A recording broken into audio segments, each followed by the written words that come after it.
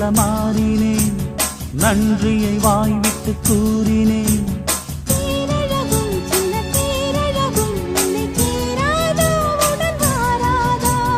மானழகும் கெண்டை மீனழகும் கண்கள் காட்டாதா, இசை கூட்டாதா?